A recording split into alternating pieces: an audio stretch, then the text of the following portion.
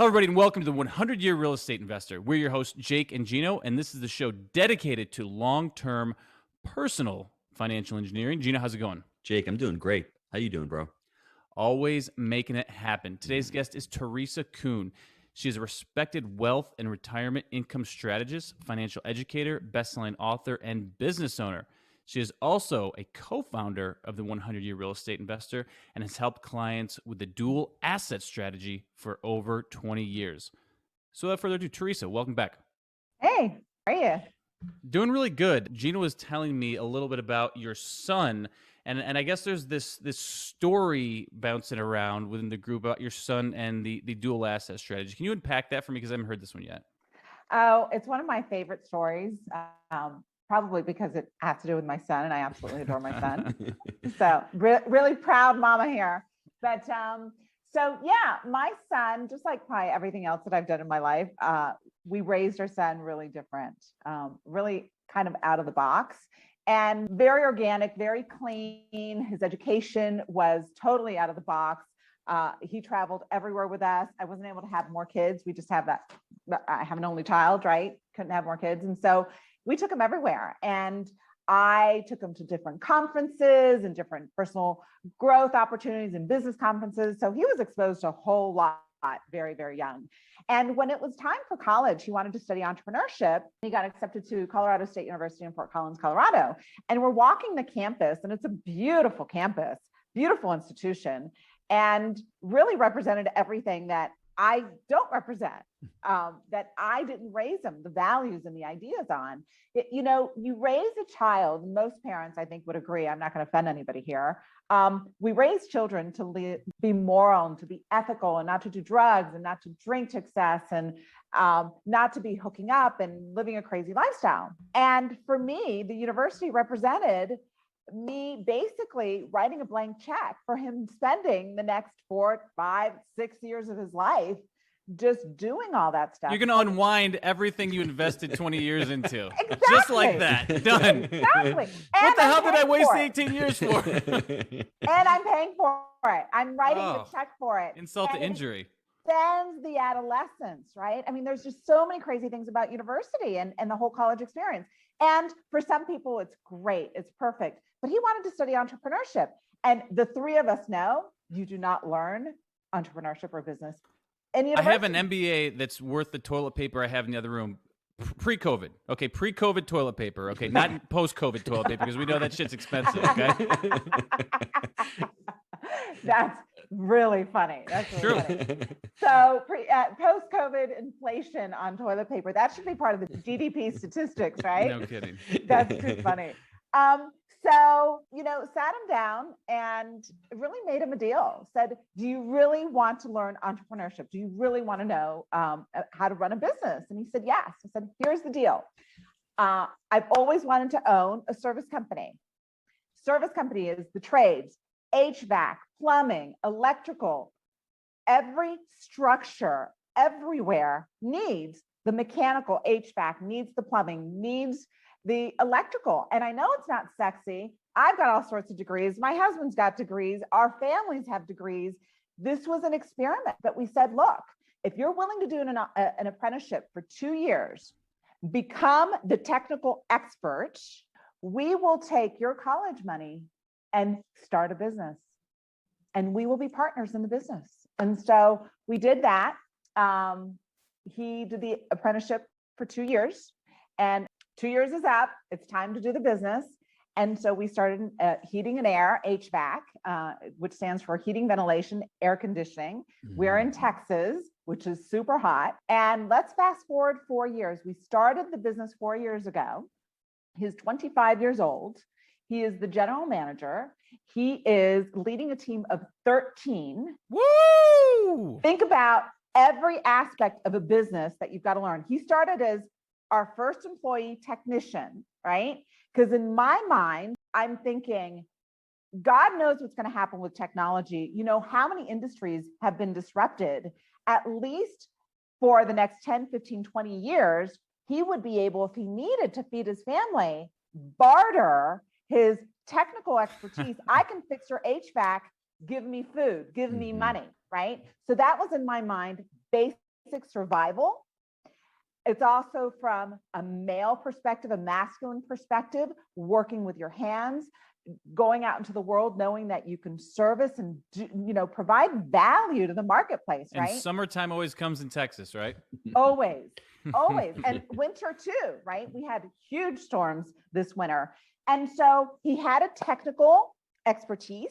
He then started learning about the business, how to start a business, branding, logo, marketing, SEO, bookkeeping, legal, liability. We started buying vans. We started hiring people, all the issues of hiring, recruiting, managing, leadership, just to name a few. What was that initial investment? And how long did it take? Hundreds of thousands of dollars. It's an expensive business. And I will tell you, that was one of my criteria for starting the business, because not everybody can invest in that business.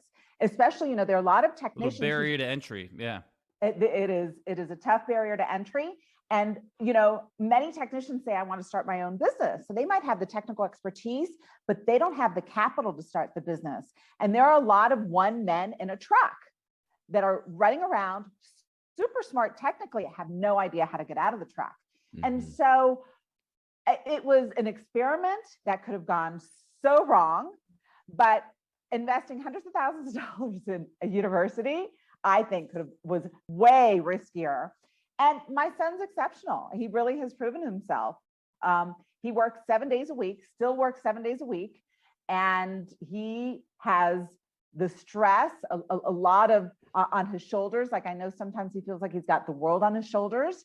And really what we tell him is, look, when you started, look at the problems that you had when you started as a technician. You'd go out to job, you weren't sure how to do it. You'd be paralyzed, right? We'd have to walk him off that ledge a little bit, because he was young. He was super young. He was 20 years old, right? Going into a house, $1 million house, and being responsible to make that system work. And now what are his problems, right? He's got 13 people that he's managing. And one of the best calls I ever got was from our office manager, who she texted me and she said, hey, I'm listening to your son recruiting. He's interviewing someone. He's doing a great job. He sounds just like you. Because I've been recruiting for a very long time. I've got an expertise in interviewing and recruiting. And I would have him on all of those calls. Whenever we spoke to the attorney, whenever we spoke to the insurance guy, whenever we spoke to the marketing people, he was right there next to me, learning and soaking it up. I don't know. I can go on and on and on. I think that I got a lot of questions. I got so many questions. I'm just hogging this one, Gino. But where did the money come from to start the business? The dual asset strategy. So, you got to unpack that. We can't just leave it like that, Teresa. Dive into this. I know, we have to. So we talk about the dual asset strategy is putting money into a policy and then go investing in real estate, right? What is the most precious asset that I've got as a parent? My son, right? And so instead of taking that money that was in the policy and putting it into the university, we took the money in the policy, kept feeding it, putting it in the business. What do we have now, right? He's got policies that we started when he was 11 and 14. He's now 25 that are rocking it. They've got momentum. We took money in his policy. We took money in our policies to invest in the business. And guess what? And you took it from a business. Each one of those policies is a mini business, because one of the biggest things that Gino and I preach is, do not go out and get a 529 plan. Do not save money for a rainy day. Create little businesses throughout your life to pay for future events that are going to pay you, that are going to create value. That's why I think it's so beautiful about the dual asset strategy. You created a little business over here, a little policy. That policy grew. Then you reinvested that, which we would normally do into an apartment, but you put it into an HVAC company, which is brilliant, and you reinvested into your family, thinking long term. Now your son has a skill set. Okay, Gino always talks about generational wealth. Okay, and investing for generational wealth, but you're investing for generational skills and wealth at the same time. What a powerful and impactful deal that you did with your son there, Teresa. That's fantastic. Jake, the only thing I'd add to that is, you're not getting rich overnight. Creating a business is a long-term endeavor. College is 4 years. I mean, you put money into a policy, after a few years, that policy starts motivating, starts moving. So think about the long-term strategy. It's all about the 100-year real estate mindset. You're investing in your family. Teresa started at 11 years old, and he was 11 years old and 14. 10 years later, those policies are starting to rate. generate return, and you're able to actually have that opportunity cost where if that money was sitting somewhere else where you couldn't access it, Teresa couldn't start the business with her son. So there's another huge advantage. I can actually tap into that money and utilize it for, what I need it for today. Taught your son how to financially fish. You taught him a skill set. There's so much good coming out of this strategy. I absolutely love it. Oh, I can tell you it's one of the hardest things I did because I've got my business, right? Yeah. And working that business at the same time, it was 4 years of 7 days a week.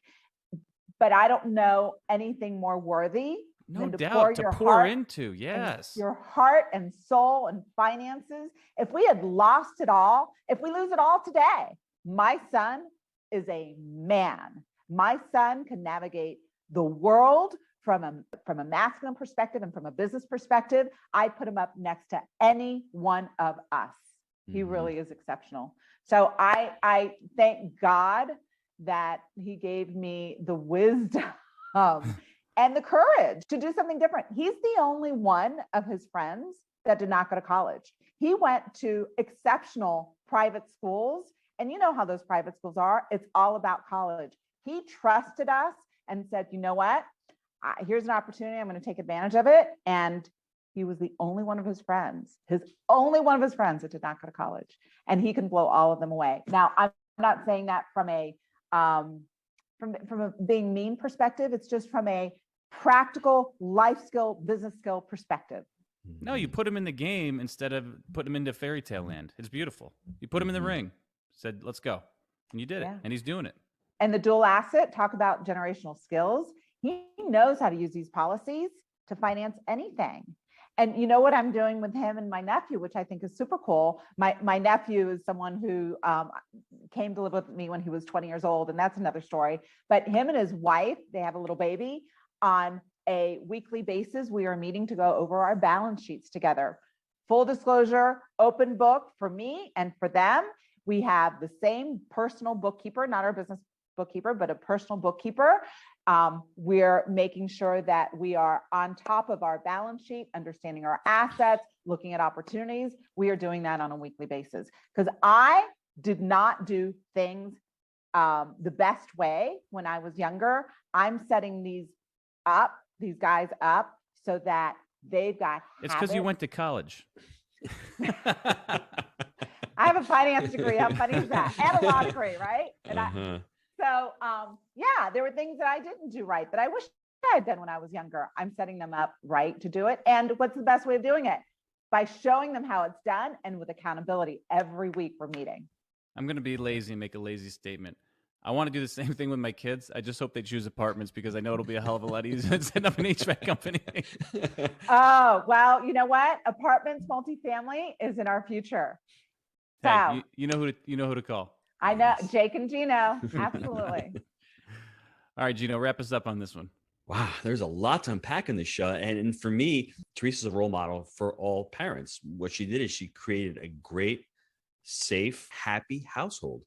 And what I like about it was I'm in the same boat as Teresa. And sometimes it's a little fearful for parents to do the opposite of what everyone else is doing. The hard thing, right? We're going against the tide. And, my kids are going to college, but my son's working with us and interning.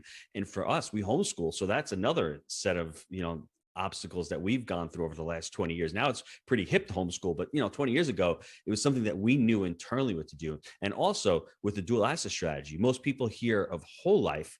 We're talking about a specially designed, dividend paying whole life insurance product with the mutual life insurance company. That's what we're talking about here. And when most people hear that, they're like, oh, but take it from people who are successful on this call. I know everyone listening on this call is successful. They understand that doing things differently than what the average person is doing is going to get you different results. That's why 95% of people, when they retire broke, or they retire not financially capable.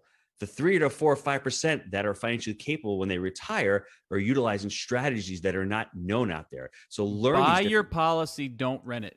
Yeah. For the long Yes. term. Take the long view, folks. Yes. Yeah. And the last thing I'll say is really, it's all about the 100-year mindset. I mean, I'm honored. I love being, part of this 100-year mindset with Teresa, with Rick Sapio, with Jake. It really, when you talk about it, it embodies what we want to be as entrepreneurs. When Teresa's son was 11 years old, she wasn't thinking about him when he was going to turn 12 or 13. She was already planning the next 10 to 15 years of his life. And I think that's what we all should be doing, looking for the long term. What we're doing right now, everybody, it's going to affect our children and our grandchildren. So that's why we always need to look for the long term. That's why we love this. We are the whole life solution for real estate investors, and whole life can be applicable to any business.